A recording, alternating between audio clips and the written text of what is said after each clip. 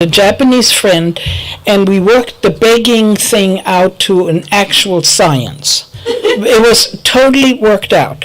We had a piece of cloth so you could fold it up, and written on it was, "We have come from Sweden to Japan to learn the language and culture," and it's apparently a Japanese saying, "Please give us tomorrow." And this was written in Japanese on this piece of cloth.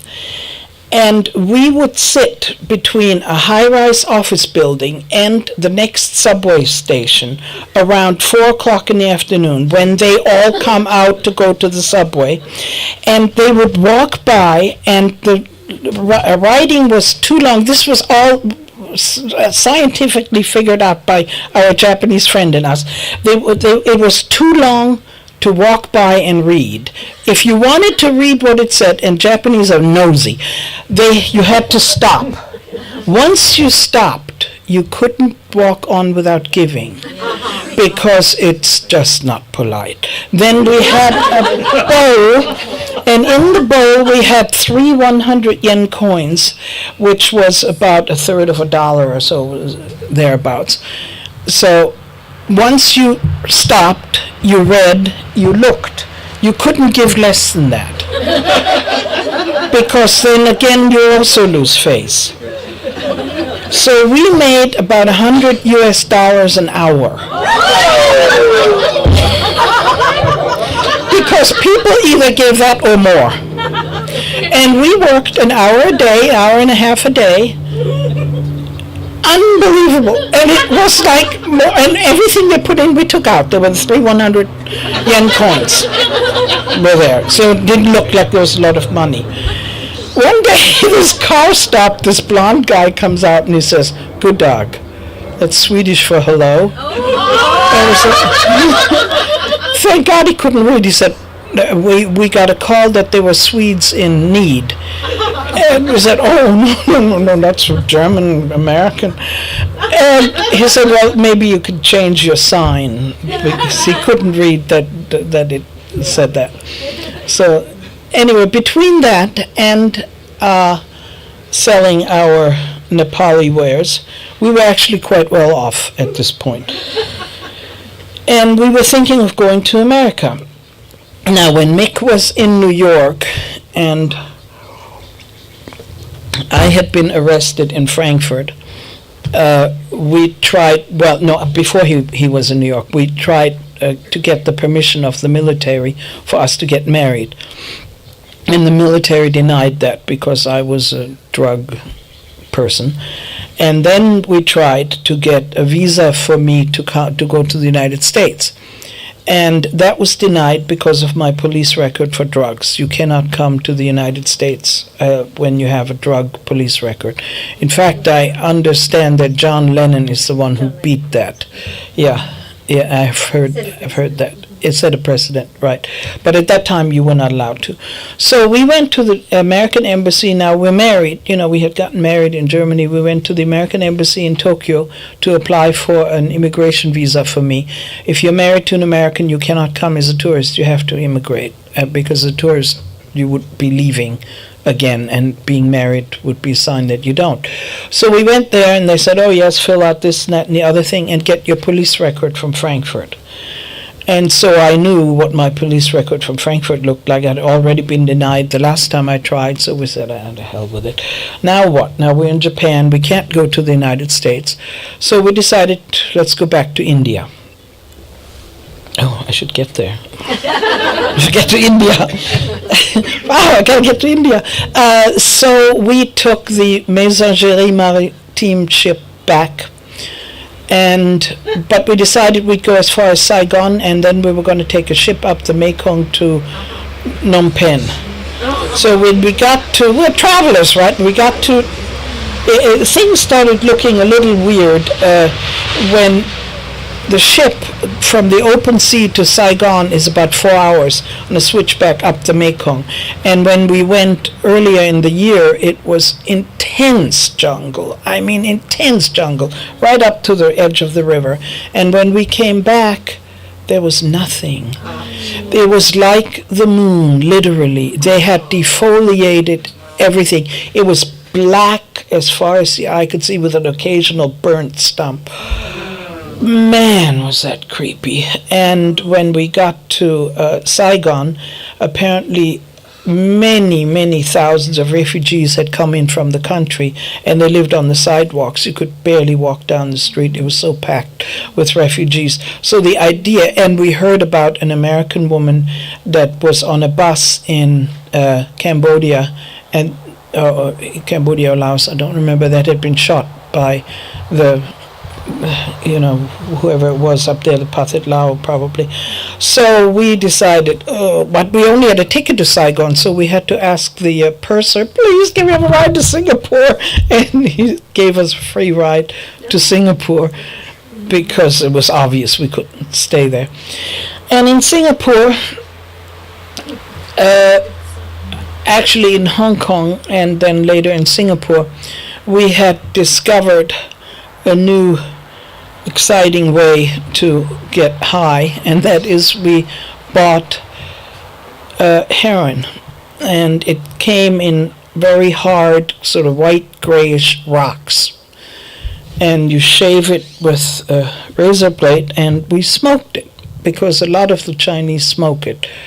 In fact, we knew a lot of Chinese opium or heroin addicts that were about 80 pounds, and they say, oh, you put here, you die. They don't inject it, they smoke it.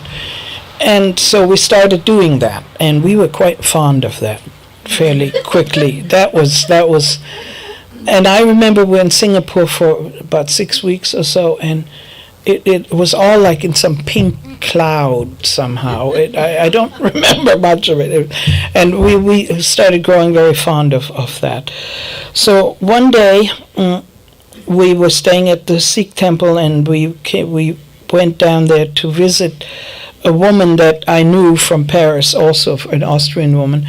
And she came out, and with her was an American. That wasn't her boyfriend, it was just a friend. And we sat at the chaiwala there in front. There was this cart on the street with stools around it, and we, lit up. We still, of course, liked smoking hash very much. We lit up a pipe and passed it around. And this guy said, no, thank you, I'm trying not to take drugs. And we said, what? I mean, either you do or don't, or you don't like it, or you do like, but you try not to. It's not something I'd ever heard. And we said, what? How come? And he was on his way to India to meet his guru, Meher Baba. Oh, Baba.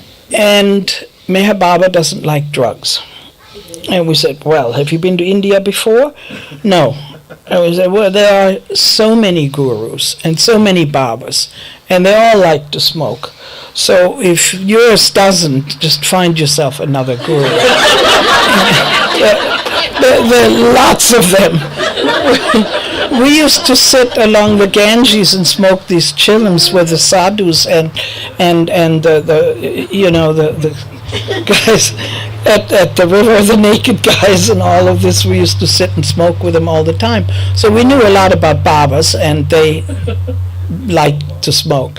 But this guy insisted. He said, no, I'm not going to. And so we stayed, and we befriended him and talked a lot. He didn't know very much about Baba, and if he did, I think Mick was more interested than I was. Now, Mick, in the meanwhile, had someone in India had given him a copy of the Bhagavad Gita that he carried with him, and that he read a lot. And I really wasn't interested in it. To me, religion, it was fascinating to learn about, Islam and Hinduism and Buddhism and all that. But I was not particularly religiously minded. Mick seemed to be more so. In fact, when we would sit by the Ganges on our way before Japan, Mick got this orange outfit, and he often would wear these orange clothes, kind of like the local sadhus did, and he would read the Bhagavad Gita. So Steve Simon had a deadline. He needed to be in India at a particular time, and what he was trying to do was get to the November 65 Sahavas, the one that also Robert Dreyfus went. And there was a specific time he had to be there for that, and he also didn't know that it had been cancelled. And we took another one of the French ships from Singapore to Colombo, Ceylon, and we bought him a ticket to Bombay. I mean, we did have money, but it wasn't common that you would buy a ticket for someone, another traveler. And I'm not really sure why we did, except we did. We bought him a ticket, and the Austrian girl didn't have any money. We stowed her away in our cabin as far as Colombo, and then Steve took over and stowed her as far as Bombay and got her to Bombay. Yeah, Ruth was her name.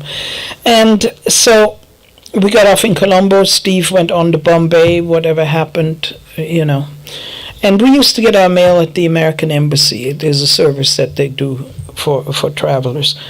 And I think we did get a letter from him at some point, because somewhere along the line we knew that he had actually met Mayor Baba, but I don't remember that part. So then we stayed there. We went on to Bombay, and we got to Bombay, and we decided that we started realizing we're really pretty heavily into drugs here. We're very fond of all of this. We're still smoking our little heroin and all that. And so when we got to Bombay, we decided that we should stop taking drugs, because this is not good for us. This is not helping.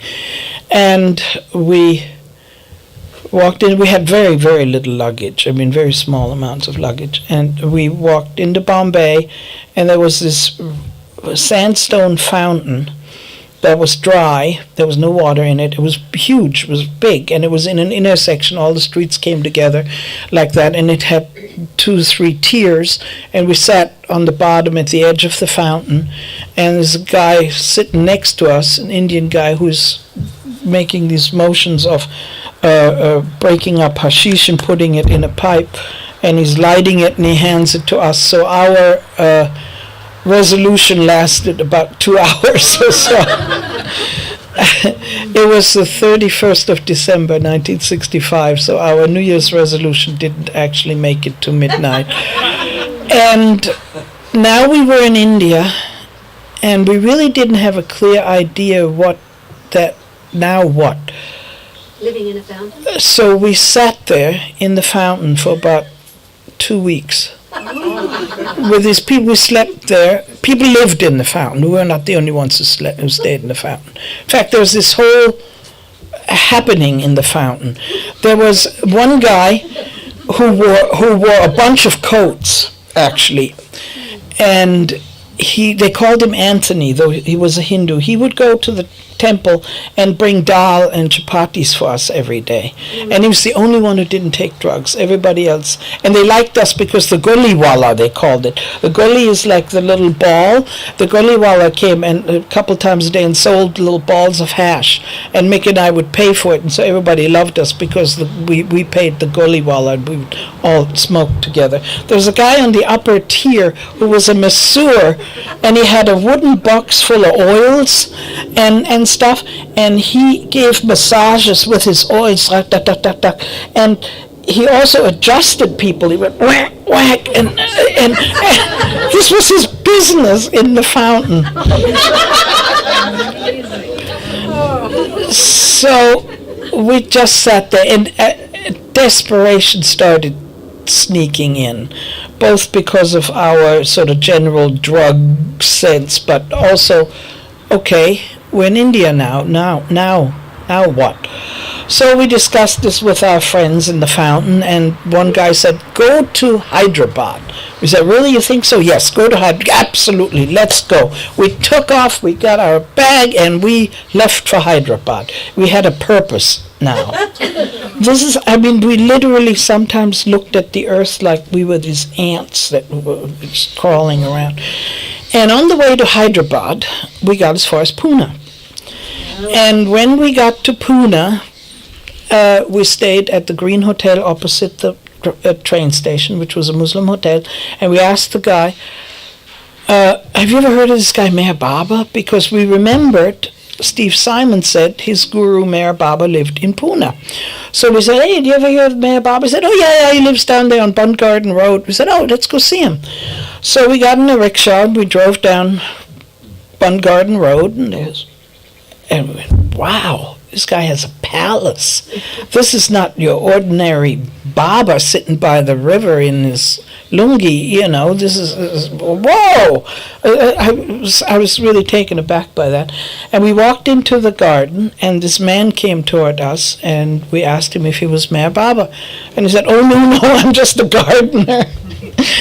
And he said, Meher Baba is not here. He's only spent summer here. And this was in January sometime. He only spent summer here. He's in Ahmednagar, but you should go to the Pune Baba Center. And he told the rickshawala where the Pune Baba Center was, and he drove us there. And to me, it was already kind of like, oh, come on, the guy has a mansion in a center, and it wasn't kind of my thing. But anyway, we went in there and we met a fellow called Ramakrishnan, and he introduced himself, and this is where we saw the first picture of Baba. We walked in, and there are these steps and the big painting of Baba, and then there were pictures on the wall around. And we were looking at that, and I remember Mick saying he shaves. He doesn't have a beard. And I said, man, look at that nose. So we talked to this Ramakrishna, and he said, well, Meher Baba is very strict seclusion. He's seeing nobody. And if you want to see him, I will send a note to Ahmednagar. He lives in Ahmednagar. I will send a note and come back in 3 days for the answer. So we went back to the Green Hotel and took some more drugs and decided, oh, hell with it, let's go to Hyderabad. So on we go to Hyderabad, because that's where we were going, remember? We didn't know why, but we were. And somebody picked us up, and he said, where are you going? And we said, Hyderabad. And he said, why? And we said, we don't have any idea. Oh. And he said, go back to Bombay. Oh, you think? Okay. We walked across the street and hitchhiked back to Bombay and ended up in the fountain with our people again.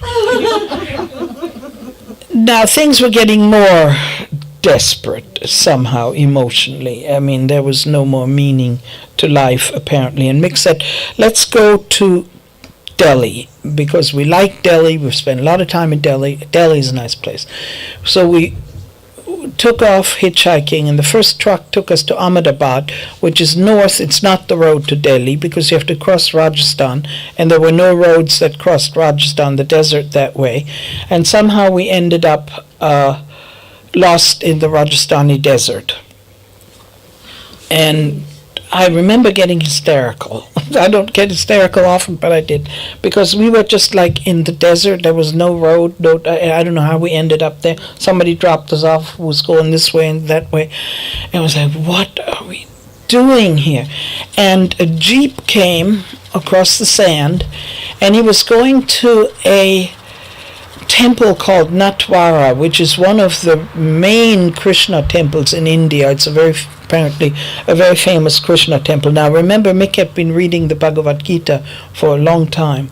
So we went with him, and Mick was wearing his orange clothes. We went with him, and we got out of the car, and Mick went into the temple, and these women came running toward me, and they said, you can't go in there, stop, you can't go in there, you're not a Hindu. And so I said, okay, and I stayed. And a few minutes later, Mick came out, because they had asked him in there, are you a Hindu? And he was not, and they threw him out. And so Mick came out, and they had thrown him out of the temple, and apparently, not meaning to tell Mick's story, but apparently he had been rather attached to Krishna by reading the Bhagavad Gita, and he was emotionally really affected by being thrown out of the Krishna's temple. And after that, we decided, someone took us to a town, and we took a train to Delhi, because we were really too exhausted to hitchhike. And we got a room in some cheap hotel, and in Delhi, and we stayed there. And Mick started getting really weird. He was very depressed, and it was very difficult. I was actually concerned about his mental health at that point. And one day he said, "I want to go see this Meher Baba." I said, "What? Are you kidding? We never went back for the message that this other guy sent, and it's 800 miles that way, and in one of the least favorite parts of India as far as I'm concerned. I like the north and down there." And he said, "No, I want to go see him." And all we knew was Meher Baba Ahmednagar. So this kind of became Mick's thing, and I just sort of went along for the ride. And Mick sent, we of course signed both our names, but we sent a telegram to Meher Baba Ahmednagar and asked him to come to see him. And as a return address, we put the telegraph office guy. So the return address went to the guy in the telegraph office, and 2 days later there was an answer. And it said, "Don't come to Ahmednagar. Remember me wholeheartedly, and you will feel my presence wherever you are. My love blessings to you, Meher Baba." And he gave us an address and a contact of Wasdeo Kane, who was one of Baba lovers in Delhi. And Mick was ecstatic that he had written back, even though he said, "Don't come." And we went to see Mr. Kane, and he gave Mick a copy of God Speaks and the individual discourses, not the books, but as pamphlets, one of the Avatar and one of the God-Man. And what I forgot to say is Mick, in the course of his time in Germany, spoke perfect German, and we spoke German to each other always. And my English was okay, but certainly not enough to read something like God Speaks. Nor did I really have the interest. This was still Mick's thing. And Mr. Kane said, "Write to him and tell him everything about you." So we wrote to him, and we told him that, I was from Germany, America, and we knew from Steve Simon that he didn't like drugs, so we put that in the letter that we take drugs. And we are in India, we are going to stay in India. And Baba wrote back and said, "Stop taking drugs and go home." So, for some unknown reason other than Meher Baba, we stopped taking drugs that day. And we had no withdrawal symptoms we had been taking quite a bit of heroin for many months, and all the other. And not only did we not have, we had no desire. It was very amazing, but we gave him no credit for it. It was like, "Hey, remember in Bombay we were going to stop taking drugs?" We did. That's us. No, it had nothing to do with him at all. And then we had to explain to him, go home didn't work because I was wanted again in Germany. I can't get an American passport, American visa, so we are staying here in India. This is where we are going to stay. And we explained that actually we had tried to go to America and we would do that, but we couldn't because of my visa. And he wrote back and he said, "You try." So we went to the American embassy, and normally it is about a 3 months period that it takes, at least the quota, and you have to have all this stuff, chest x-ray and medical and this and that, and probably the most important thing beside your birth certificate is your police record. And this is the United States Embassy in Delhi. They asked for everything that there was to ask, and they forgot to ask me for my police record. And I got an American immigration visa in 2 weeks. So now, in the letters we wrote to him, Mick would always say that he really wanted to see him. And Baba would say, "No, very strict seclusion." And Mick actually argued, saying, "What do you mean? You saw Steve Simon? How come?" So we wrote him a letter and we said, "We have an American visa. We are going to hitchhike to Europe. We're leaving. Bye." And we get a telegram saying, "Meher Baba wants to see you at 9:30 in the morning on March 7th for 5 minutes only. And I remember saying, this is 800 miles the other way. I'm all gassed to go to the United States, which is that way, and not 800 miles the opposite way. So but Mick is ecstatic. And Adi wrote, and he said what train he's going to meet from Delhi, and how he's going to, which train to take. But we're hitchhikers. So we hitchhiked all the way we left 5 days early. We hitchhiked all the way to Manmad, which was the last train stop before Ahmednagar, and we took the train that Adi was, the Delhi train. And we met Adi at the train station, and he's all excited because we're supposed to be there at 9. And I said, no, it was 9:30. He said, in the cables at 9:30. He said, no, Baba changed it. Well, I mean, what are we going to do? It's his fault, not ours, So Adi was all anxious, and we got into the 1947 blue Chevrolet that was an enormous car. And I think Bao sometimes used to drive it. It's this great big automobile. And we drove out, and we drove through Ahmednagar and out toward Merazat.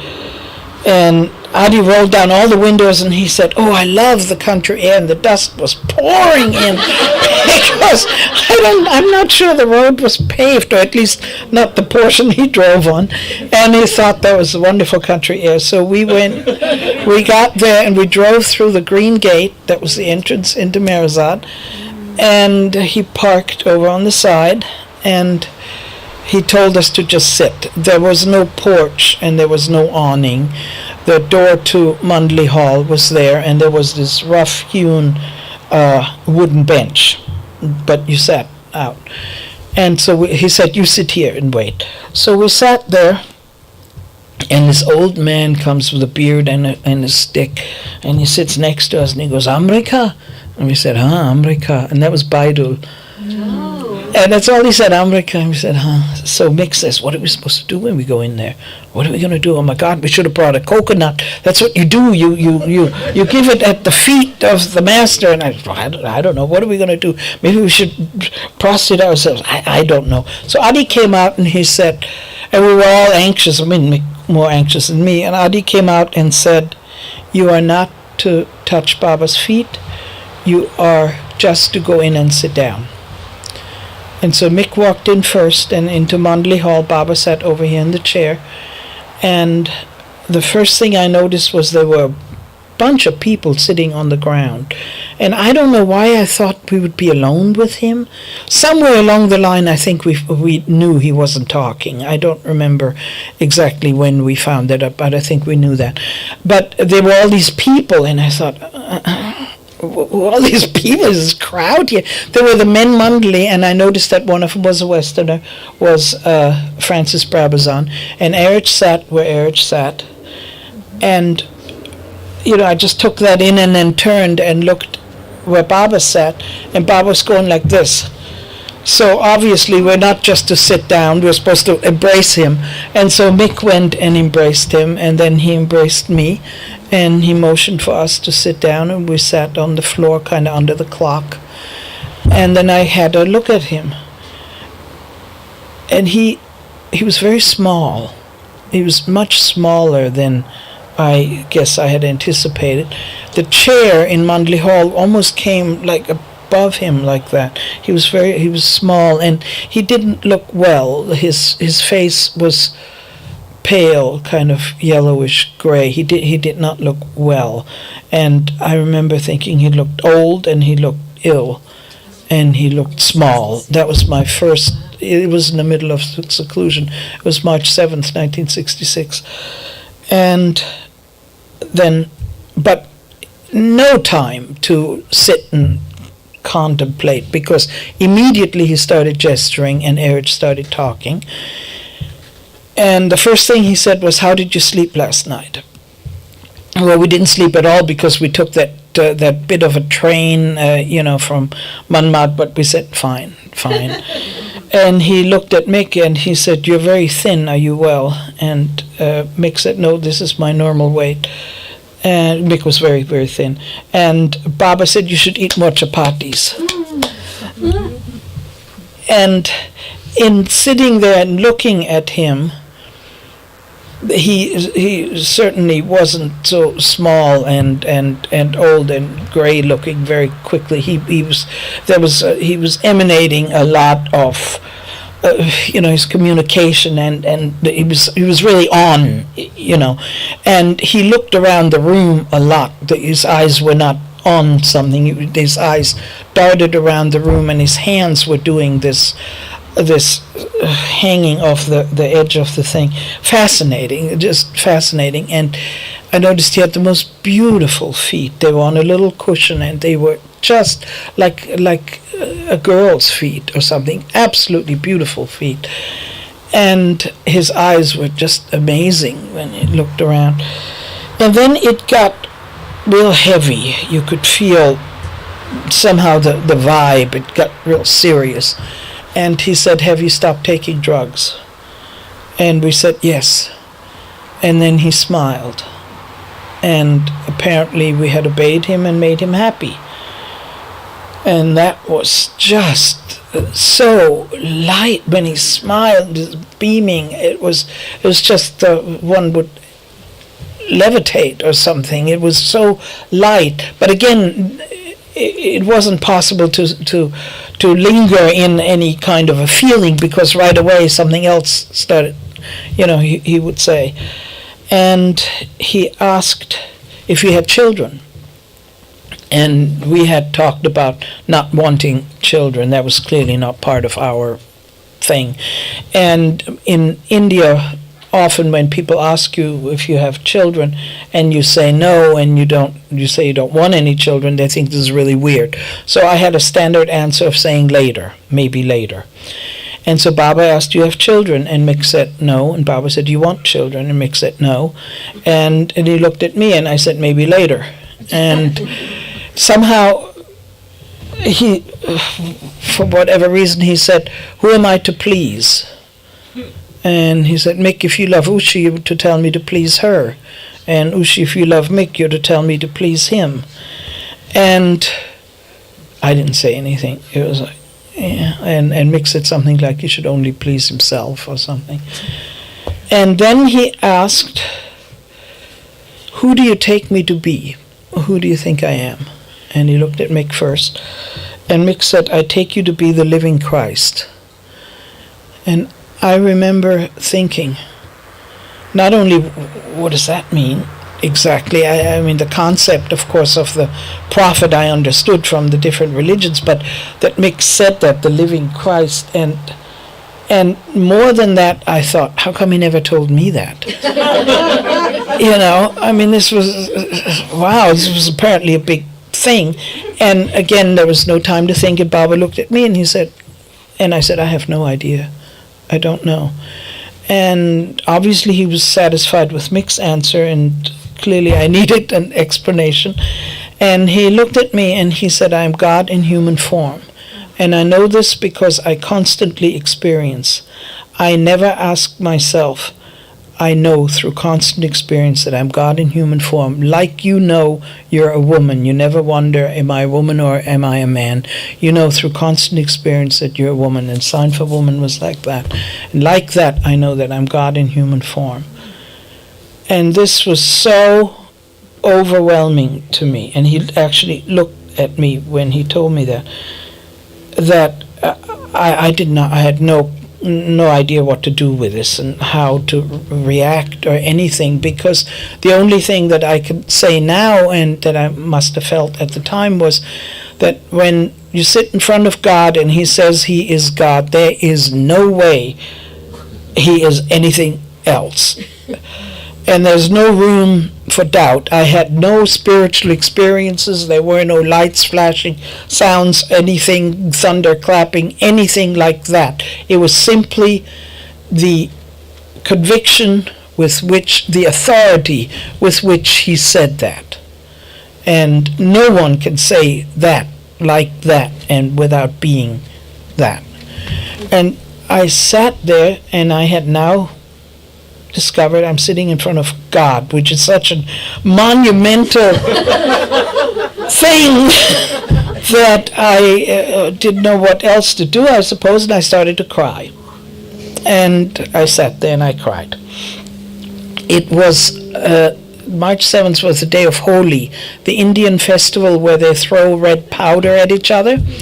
And because of that, I was convinced that somebody at some train station or another is going to blast us with red powder. I wore, even though it was quite warm, it was March 7th, I wore a black turtleneck sweater because I thought if I get powdered, then at least I'm not going to look. So I was sitting there in my black sweater, and my nose is running profusely, and I had to wipe my nose on. I had nothing. My stuff was out in Adi's car. I had no tissue or anything, and I'm sitting there and I'm snotting up my sleeve, these silver snot streaks on my arm in front of God.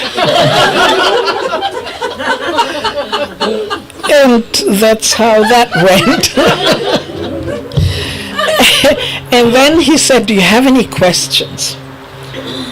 Yeah, can you imagine? What could you possibly ask? So I said, "Oh no, no." And Mick didn't have any questions either, and Adi got uptight. He sat on the other side on the floor next to Baba over there. And Adi said, come on, ask him anything. This is your chance." Because I guess he wanted to hear what we might have to ask, and he would hear the answer or something. But Mick said, this is Mick. Mick said, "Perhaps we cannot love you the way you are supposed to be loved, but we can promise to obey you 100%. That's Mick. And it was interesting because Baba did not blink an eye. He went right on to the next thing. If he heard it, he sure didn't act like it. Somehow he was not impressed, I don't think. We went right on to the next. And he said, did you read God Speaks and Stay with God? And Mick said, yes, he read God Speaks, and no, we had never heard of Stay with God. And he did introduce us to Francis, who was sitting right there, but he said, next to God Speaks, Stay with God is the most important book to read.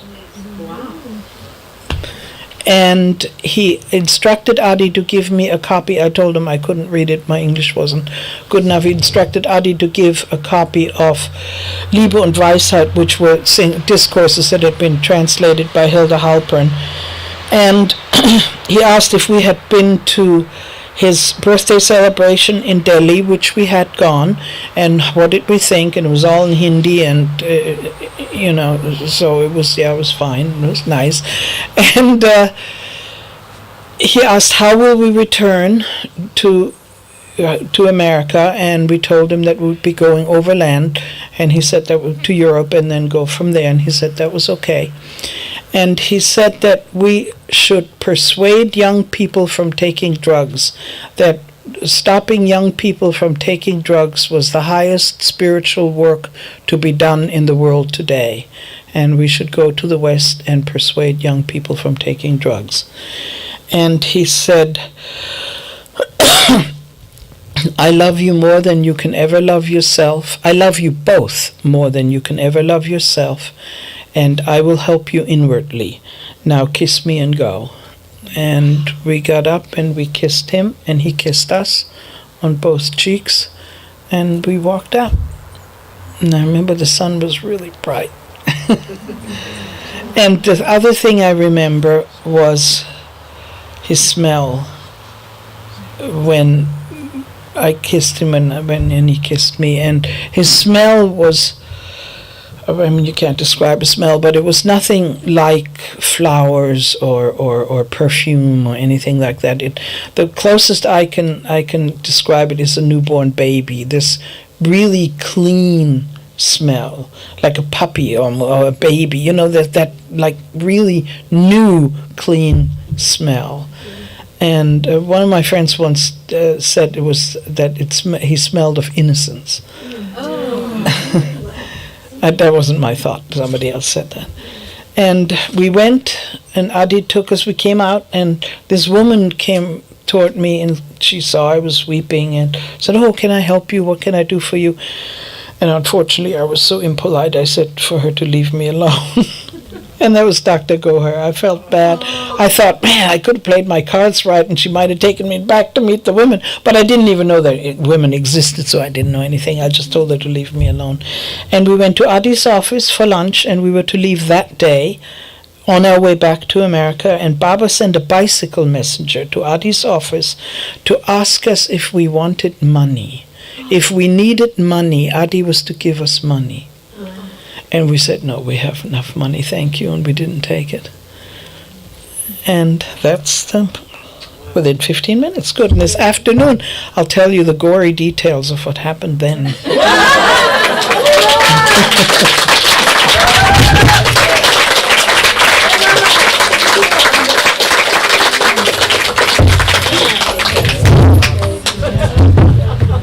Questions later. Afternoon, whoops. Sorry. Okay, have a seat. By the way, in case anyone hasn't had enough chai, it's all here.